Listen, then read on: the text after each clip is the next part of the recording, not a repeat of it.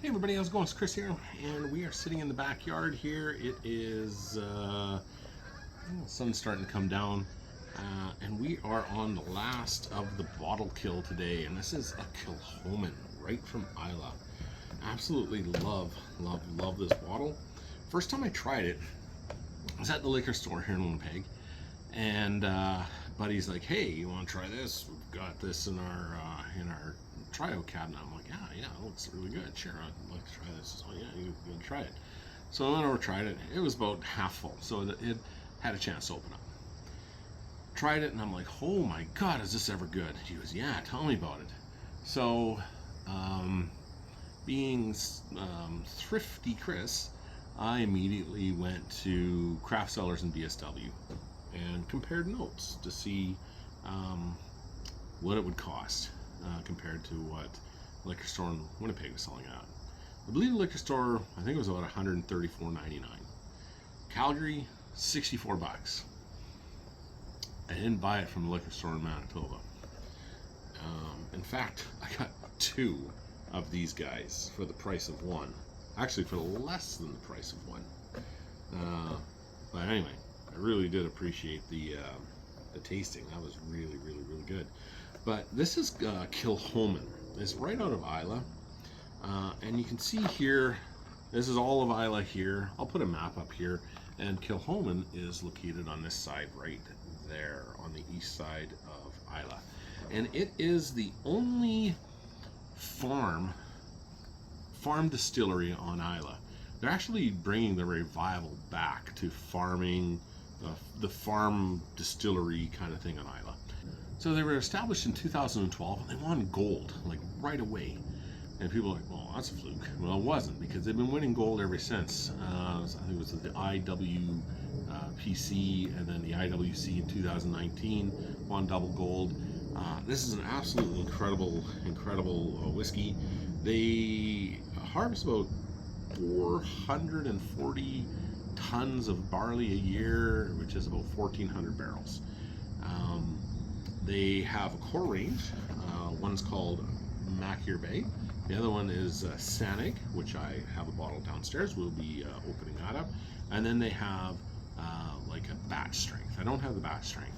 And then they have a whole bunch of other special release ones. They've got club ones, and you could totally join their club if you wanted. Just a really great Scotch whiskey.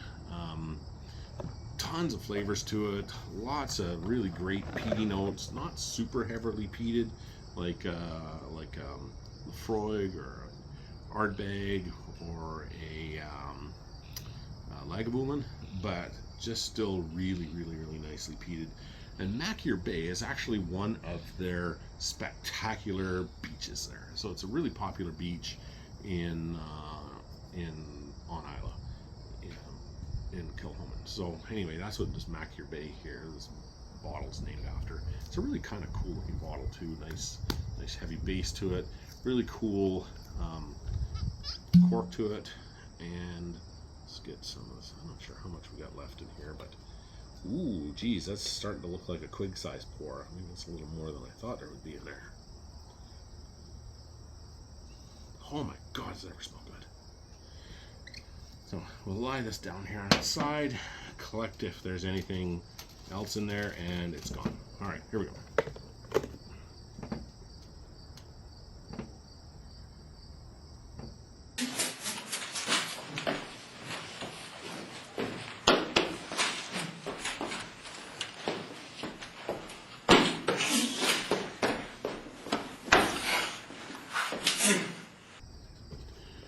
So anyway, this is, geez, look at that, this is what I'm talking about. Last video, I was talking about this guy, Food Quig, Andy, in Victoria, Campbell, and Vancouver Island. This is a quig size dram. And a quig, if you're looking at this, confirm with me if this is your dram. Like, holy crap, that's a big one. I honestly thought there was a little less than that in there. Maybe, well, it's a bottle kill now, but probably could have got 2 drams out of it, but oh well. One in the backyard in your house in Winnipeg, what the hell else you gonna do? does that smell good. It's bourbon and ex-sherry casks, but it's super, super, super clear, as you can see, like crazy ass clear. So not a whole lot of sherry influence on this one. A lot of bourbon influence, but a little bit of sherry. You can smell it, but it's really, really, really quite clear. It smells great. Like the peat is great. Like it, once this thing opens up, like it was a little tight when we first got it, and had it. It was really good. The smoke was there, but it wasn't like prominent like it is now. But once it got down to about here, about the label, and it sat there for probably 2 months, a month and a half before I tried it again. This, by the way, did go into the last giveaway that we had, and yeah, so some lucky winner. Ryan got a 2-ounce dram of this one here too, and it's natural color, and it says non-chill filtered on it. And you can definitely see that it is naturally colored. Really great legs on it, lots of viscosity and complexity to this. It is 46% alcohol by volume, and I'll show you something really cool about this before I forget, because once I get through this quick-sized dram, I might forget. God, that smells so good. Anyway, I saw this by accident. I wouldn't say by, well, yeah, it was kind of an accident. It was a fluke accident. I belong to, or follow and belong to, a bunch of whiskey things on Facebook and Instagram. And one guy was saying, oh, I've got a whole bunch of these Kilchoman coins in my collection. I'm not sure what to do with them. And people were like, oh, you should totally collect them, you know, and put them in your drawer, or you can trade them, or do whatever. Like, what in holy hell are you talking about? Kilchoman coins. So I looked at my box, and I'm like, there's no coin in there. Am I missing anything? So I popped this apart and looked, and I'm like, there's no coin on there. And then someone's like, well, don't complain, because Glenlivet used to have them on there, and now they're just stickers. And I'm like, what the hell are you guys talking about? Oh, there it is. This here pops off, and now you got a little coin. Isn't that cool? That's super, super cool. So yeah, it just pops off of that. Now you got this little collector's coin, and all the bottles have them, and all the different expressions of them are different. So they're like Pokemon. You gotta have them all, kind of things. I don't know who created Pokemon Go, but I'm trying to figure out how we get them to have Pokemon go to the polls. So I had no freaking clue that's what's on there. So something you learn, something new every day. Yeah, so anyway, that is my Kilchoman, my very first little Kilchoman coin. So pretty happy about that, because I just would have chucked the whole goddamn thing in the garbage. What I do though is I do take these off, and that smells good. And I do save these, the tops, the corks, because say you have a bottle and the cork is not very good, and it's kind of coming apart on you. If you have a bunch of corks from your whiskeys, you'll probably find one that'll fit, and then it'll seal it up, and it's not going to go bad on you. So that's the reason why I do that. And then another thing that I do, and I've been doing it with my wine and my whiskeys and everything like that for years and years and years, is I keep the labels. So I put boiling hot water into the bottle, and I let it sit, and then it melts the glue on the label. And then I have a little logbook, and I stick it into the logbook, and I write a little kind of a comment of if it was wine, the date, who I enjoyed it with, that kind of stuff. With a bottle like this, maybe some of the people I enjoyed it with, if if I know, or I can go back into my logbooks and kind of what I thought when it was open and when it was done. So and then if you want to get another bottle, like later on you're like, I don't remember if that was any good, and you look back and like, oh, that was good, or it tastes like cat piss, I don't want that anymore. Hey, get out of there.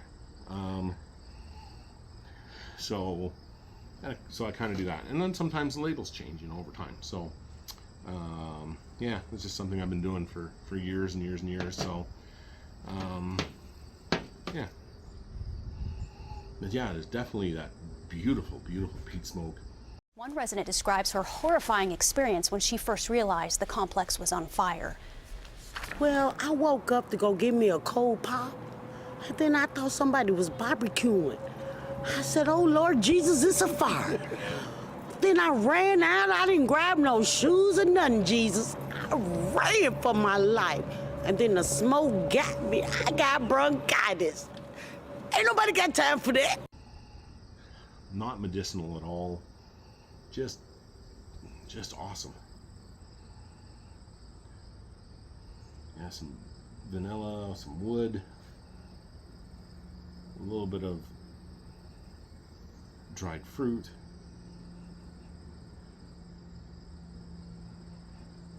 Yeah, forest floor, like that mossy forest floor kind of smells to them. Yeah, it smells really good.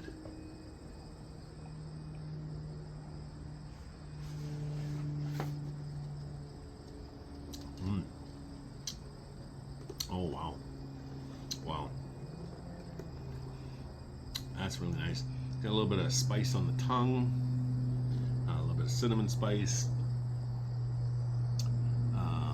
Yeah, very mouth coating, very like salivating on it. Vanilla, wood, some dried fruit notes to it. Cut grass, hay, peat smoke, some Montreal smoked meat notes to it. Hey, Bubs. Hey, Ricky. Holy fuck, that bacon smells good. Is there any extra?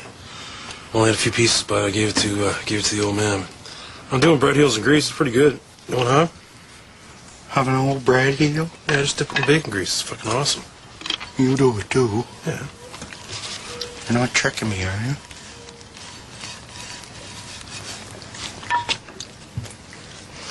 It's kind of fucking dry, Ricky. Have you anything to drink? Yeah, just really, really, really nice. Really, really nice whiskey.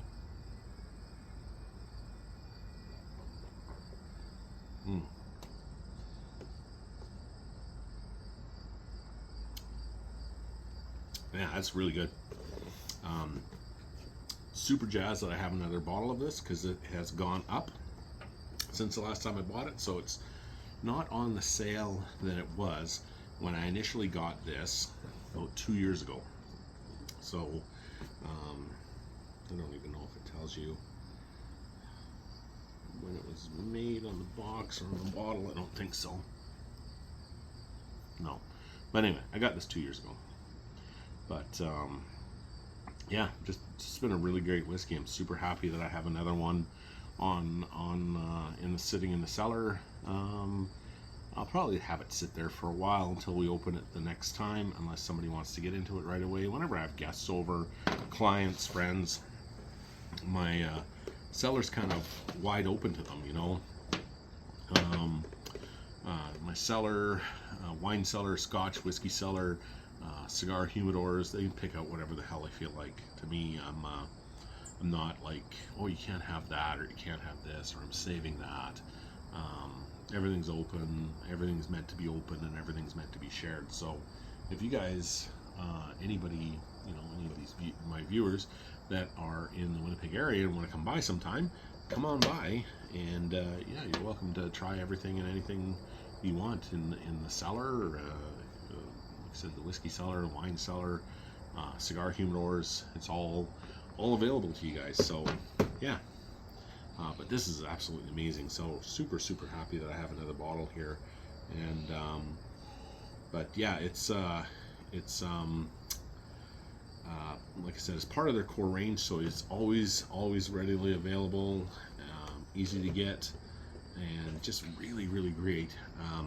It gets better as it opens up. So if you've got it and you try it and you're like, I don't know about that, I don't know what the hell this guy was talking about, let it sit for like a month after you've opened up and had maybe 1 or 2 drinks out of it.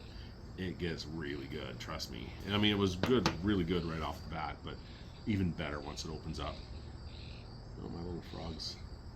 I got couple little frogs in the yard, and they've been kind of all over the grass back there. They're kind of following me around a little bit when I was mowing the lawn.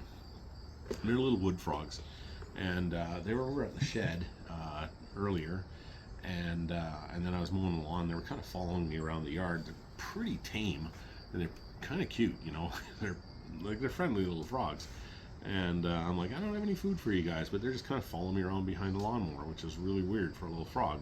But now they're over there in the rose bush, and I mean, I think if they could probably climb the stairs, they'd be sitting here, but they're pretty close to me. They're just right over there. You can hear them. We have weird animals here in this yard. Like my crows, they follow me around. The blue jays follow me around. All the birds follow me around. I've got the squirrel that comes right up to you, like Earl the squirrel, and Cheryl and Russell, my crows, little Jay, my blue jay. They're all crazy. And now these frogs, just weird. But anyway, really appreciate you guys watching this video. If you like it, give me a like and subscribe to the channel. Share this with any of the friends family that you may think would have any kind of use or interest in it. Check me out on my Instagram channel. It's called Whiskey, Cigars, and Bond. There'll be some exclusive giveaways just for that channel itself and my followers. And I do have a Patreon and PayPal link. So if it's something you guys want to donate to, you know, whatever comes in goes right back out. So if we get enough for a bottle, I'll be giving away a bottle. Enough for a box of cigars or sunglasses or watches or knives or whatever, it'll go right back out to you guys. So nothing's kept by me. Everything goes right back out to you guys. And yeah, that's just kind of how I do things. Everything so far I've been bought and paid for by myself, except for three things. Two of my awesome knives given to me very graciously by my really good friend Alexander Forsyth of Delta 7 Gear. You got to check him out. Super great guy, makes absolutely incredible knives. And my 10-year-old bottle of Shelter Point was really graciously given to me by Shelter Point to review and share, and I certainly have done that. There's not very much left of that because I've been sharing it with everybody I know, and it is absolutely amazing. It even went out in my last dram box of 2-ounce drams. So yeah, so that's that. So thanks again for watching. I really truly appreciate it. Have yourself a great day, and we'll talk to you real soon. Cheers. Oh, and bottle kill number 3. Thanks again. Bye bye.